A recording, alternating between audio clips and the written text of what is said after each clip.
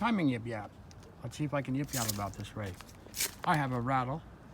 From one problem leads to another. I have a rattle on cold starts, which only happens the first second. It's something to do with not enough oil being either on the actuator, sprocket, phaser, gizmo, where those little tiny little things inside it come loose, or not enough oil going past that to the valves right before it, or the chain rattling. All these things related to timing. I think no one has done the timing on this car or something. It's got 156,000 miles. And I've noticed, listening to everyone on YouTube, all of which I yip-yap about, is just from me looking at YouTube. And this thing is not attaching to the light very well. I've listened to a lot of people yip-yapping on YouTube. People seem to know a lot of stuff about this stuff. And it all seems to be related, if I can be maybe wrong, as many people are on YouTube, about oil. Down there somewhere is carbon. Man, this flashlight's screwing up this camera.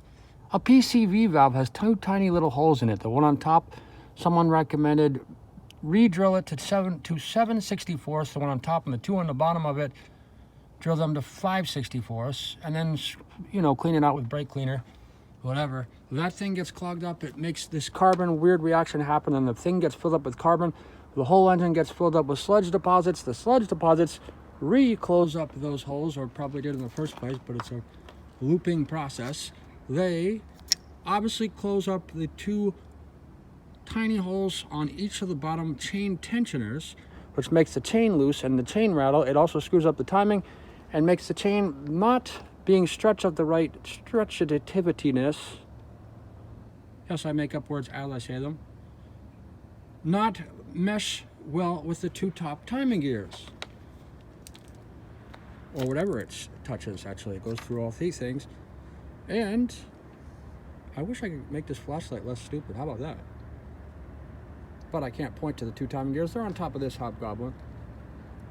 But in any event, the timing chain stretches. They're notorious for stretching. This is a 12 Impala. They are known for stretching, quote unquote. Maybe they're not attaching to those gears straightly enough, and it's wearing out the hinges of each little tiny little chain link slowly, and it makes the chain stretch, quote unquote.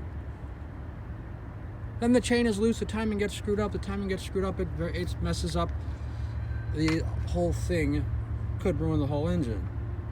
On top, there's two variable VVT, variable valve timing sprockets, intake sprockets and exhaust sprockets. Here. One intake sprocket, phaser gizmo here, and one here, and then the exhaust one's here and here.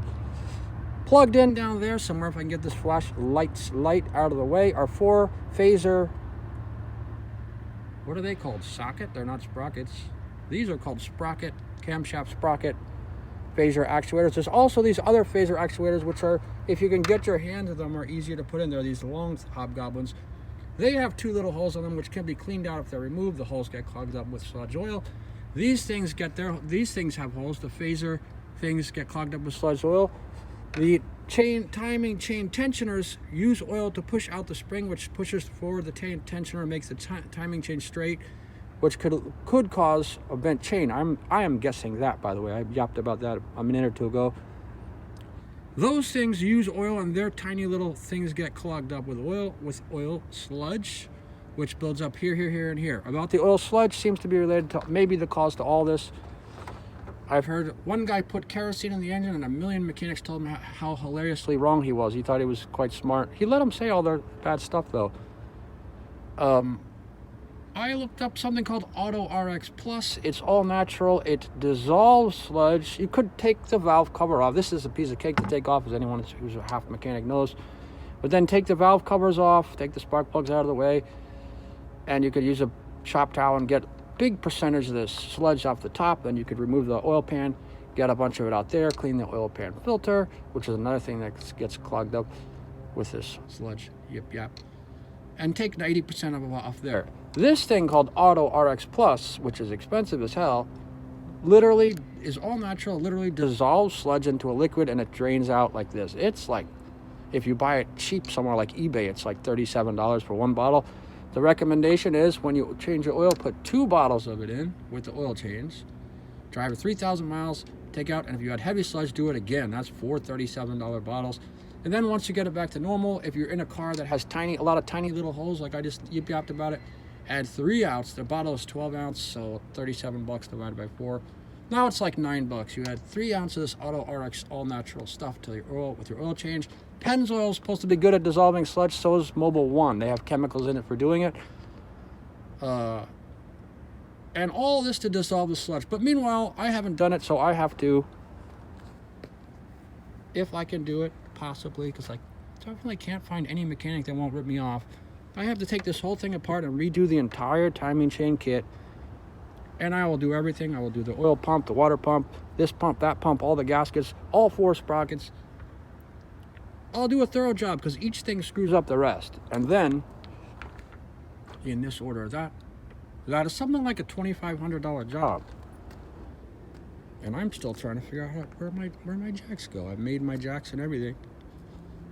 But, I mean, I could fix this entire rattle just by putting Lucas stops dry starts in here, which I already have in my trunk, and the whole problem's solved. But it's not really. The truth is, this whole sludge thing, wearing out the timing chain on all these more intricate cars with tiny little holes that I've been yapping about, including the PCV valve is what I was yapping about before. I don't know if I said it.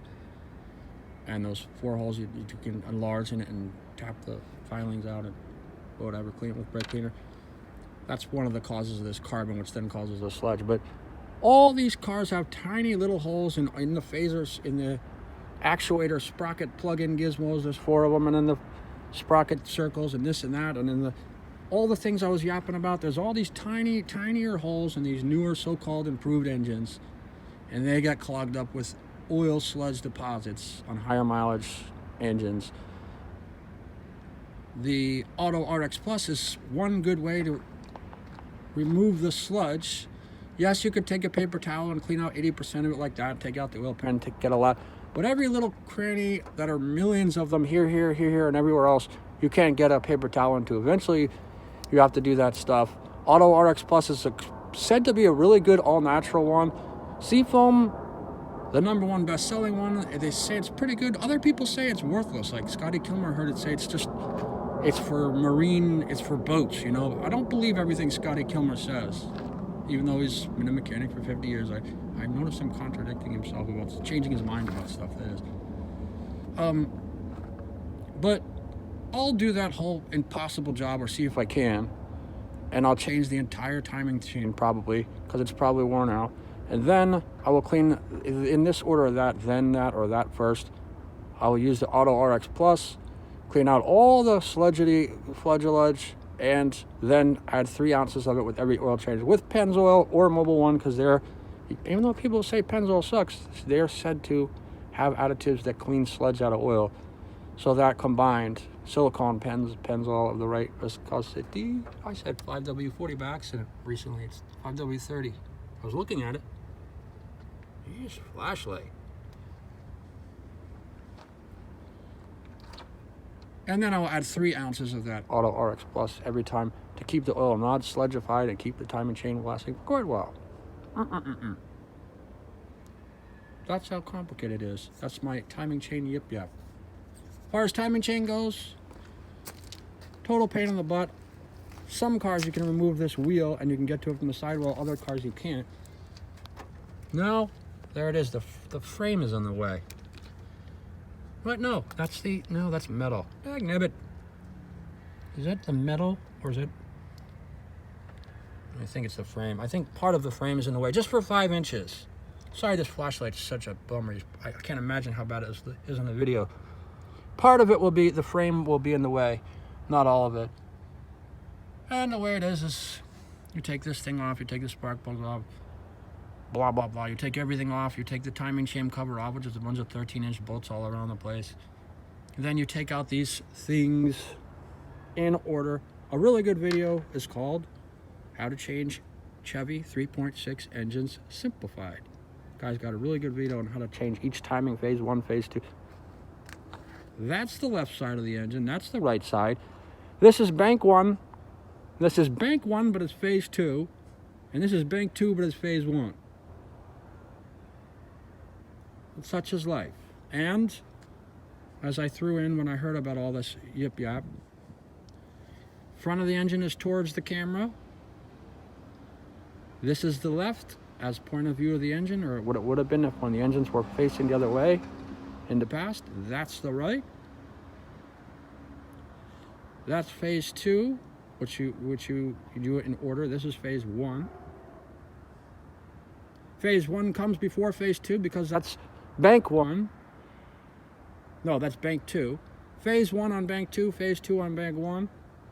Left is right, right is left, phase 2 is this, that, phase, yeah, all backwards. And, oh, right. Nothing in the whole universe can exceed the speed of light. However, except for the one small detail, just on this note, that every single thing in the entire universe, I'm just quoting the scientists, are accelerating to accelerate beyond the speed of light. So, Google it. Nothing in the universe can exceed the speed of light except for the small fact that everything in the universe is accelerating to surpass the speed of light. Enough said.